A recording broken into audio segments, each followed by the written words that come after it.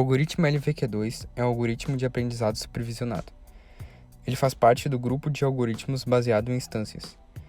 Esses algoritmos são projetados para trabalhar com o armazenamento de exemplos de treinamento, para criar uma base de aprendizado e assim comparar com a entrada e tomar alguma decisão. Já mais especificamente, os algoritmos LVQ2 estão categorizados dentro do padrão LVQ, pois possuem as duas principais características utilizadas por esse grupo para o aprendizado de uma rede neural. Essas características são: utilizam classificação heurística para determinar as distâncias de proximidade, e a outra característica é que preferem utilizar uma quantidade seleta de casos para serem usados no treinamento. Aplicações com algoritmos LVQ2 podem ser encontradas em diversos contextos no mundo da tecnologia. Alguns exemplos desse uso são: imagens médicas com diagnósticos e exames, análise de dados, detecção de falhas em sistemas e classificação de dados espectrais de satélite. Além disso, o LVQ2 é um algoritmo fácil de implementar e bem intuitivo. Com isso, esse tipo de algoritmo acaba sendo preferido por pesquisadores e profissionais de fora do ambiente da tecnologia, que procuram e estudam classificações com grande volume de dados.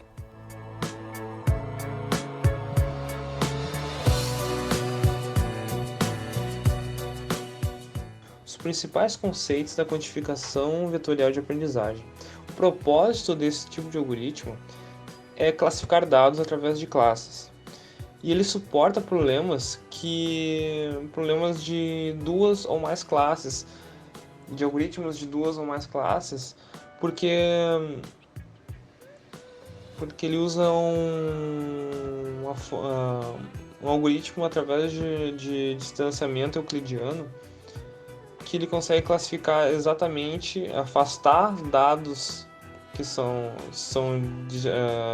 distintos e unir dados que são parecidos, né, que estão a partir de um vetor do livro de códigos, que é uma lista aprendida no treinamento, que é uma lista que junta dados da entrada e da saída, e que ele representa, que um vetor do livro representa o neurônio e um valor desse vetor representa o peso da rede.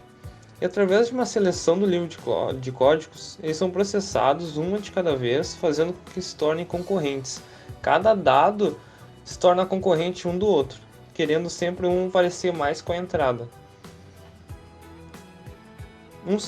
Através de um sistema euclidiano, ele consegue distanciar os dados, como eu expliquei anteriormente, e distanciar dados. E essa é a explicação para o sistema de algoritmos LVQ. E a diferença para o algoritmo LVQ2 é na parte do treinamento, que quando uma entrada X fica próxima de dois vetores MI e MJ, um dos vetores permanece na classe correta, outro vai para a classe errada e a entrada X permanece numa área denominada window, que é um plano intermediário entre MI e MJ.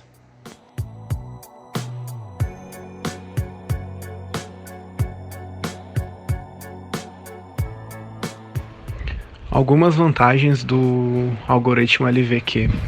Então, o modelo é treinado muito mais rápido que o próprio backpropagation, né? Então ele tem uma taxa de treinamento muito rápida. Ele também é capaz de reduzir grandes conjuntos de dados para um número menor de vetores de code blocks, né, que a gente chama. Ou seja, ele vai pegar uma amostra grande e o que não for muito significativo para ele vai meio que descartar. Ele vai pegar ali uma massa grande de dados, o que vai diminuir a quantidade de comparações de trabalho que ele vai ter para fazer. Ele também é capaz de praticamente qualquer problema de classificação ele conseguir identificar. Também ele não tem um limite de dimensões no vetor, né? Então ele consegue mapear várias áreas de dados. Não é algo linear, né? Igual a gente já viu lá no Perceptron. Não é necessário que os dados de entrada sejam normalizados. Mas a gente sabe, né, que normalizando esses dados, a precisão de acerto pode melhorar um monte. Também ele consegue manipular dados ausentes, né? Ou seja, eu não consigo comparar, não ter uma comparação com algum valor, mas eu consigo me aproximar de um valor que esteja bem parecido, que seja mais próximo, né? Então, algumas desvantagens do LVQ, ele necessariamente precisa ser capaz de gerar medidas de distância para fazer comparações, né? O euclidiano, como já foi comentado anteriormente, ele é utilizado bastante em questão de atributos numéricos. A precisão depende muito também dos valores de inicialização do modelo. Ou seja, o que a gente define ali na taxa de aprendizado, na taxa de interação de treinamento, nos pesos ali, isso varia bastante na hora da precisão, do acerto. Então a gente tem que ter estipulado bem esses valores para ter uma melhor precisão, né, durante o treinamento e das respostas. Também a precisão depende bastante da distribuição da classe no conjunto de dados de treinamento. Ele precisa ter uma boa distribuição nas amostras para que consiga um modelo útil. Uma outra desvantagem é a dificuldade para determinar qual um número bom de amostras, né, para chegar num resultado com uma melhor precisão.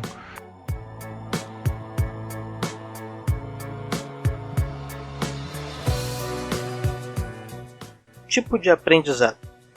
Bem, o tipo de aprendizado dos algoritmos LVQ é o aprendizado supervisionado, onde já se sabe o resultado e a cada época os valores dos pesos são atualizados de acordo com ele.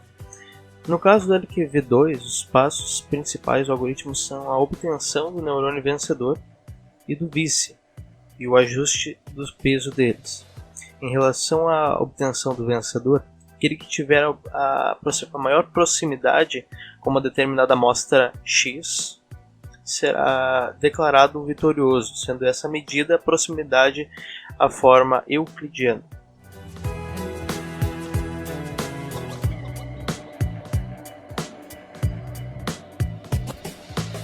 Onde pode ser utilizados?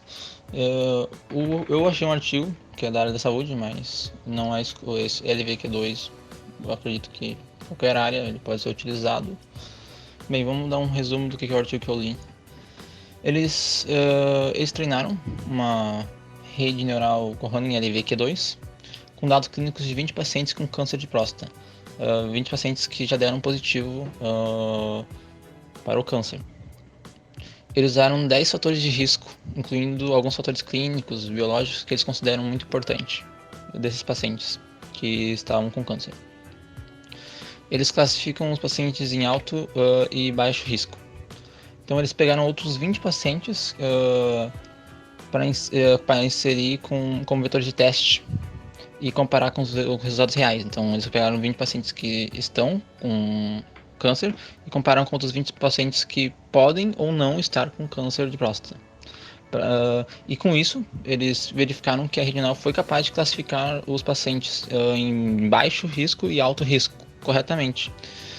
Então eles verificaram que é viável sim a implementação dessa rede neural para prever a extensão cirúrgica do tumor. E assim eles conseguem evitar a intervenção cirúrgica desnecessária em alguns casos. Bem, agora a parte de treinamento e resultados. O dado dos 20 pacientes com câncer de próstata eles foram fornecidos pelos médicos do Hospital Regional de Salisbury. Bem, eles utilizaram para treinar a rede LVQ2. Esses dados eles estão na tabela 1, que a gente vai mostrar aí, que daí você consegue verificar todos os dados utilizados e calculados pela rede.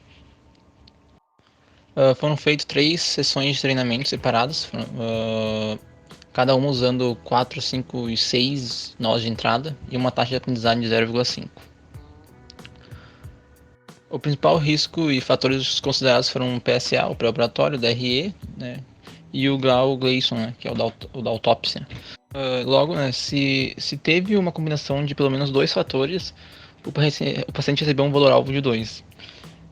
Eles basearam isso em dados clínicos que mostraram que a combinação de mais de um fator prognóstico aumentam o risco da doença do câncer de próstata. Bem, a conclusão que eles tiveram foi que a rede LVQ2 ela foi capaz de prever com um razoável grau de precisão o risco e a extensão de o paciente estar com chances altas de ter com câncer e de baixo risco também. Porém, ela não saiu muito bem com pacientes de risco intermediário. Eles consideraram que talvez incluindo mais variáveis ou aumentando o número de pacientes pode aumentar a sensibilidade da rede e melhorar seu desempenho para encontrar a relação desses pacientes de risco intermediário.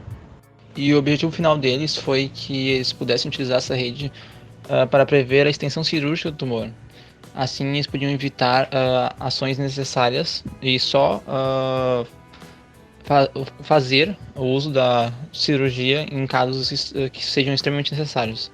Daí, com esses dados que a rede neural fornecia, eles conseguiriam selecionar quem é necessário e quem não é. Só para terminar então a minha parte, nessa última tabela, a tabela 3, a gente consegue ver ali, né, a saída prevista pela rede neural com diferentes nodos ocultos e os valores esperados pelos médicos, né. A gente pode perceber ali que, por exemplo, o paciente número 1 com 4 deu nodes, deu 1, com 5 deu 2, com 6 deu 1, valores diferentes, e o esperado era 1. Por que aconteceu isso aí? E com alguns pacientes aconteceram isso aí, tipo, com 4, 5, 6 valores diferentes, e o esperado talvez era um outro valor. Porque, como eu tinha falado antes, essa rede neural, ela conseguiu ir muito bem, sair muito bem com pacientes que estão no alto risco e baixo risco. Pacientes que estão no nível intermediário, onde pode piorar ou tem tendência a não piorar, essa rede neural não saiu muito bem. Então, por isso que ficou esses valores diferentes. Mas no restante dos pacientes, o que era alto risco manteve 2, o que era baixo risco manteve 1.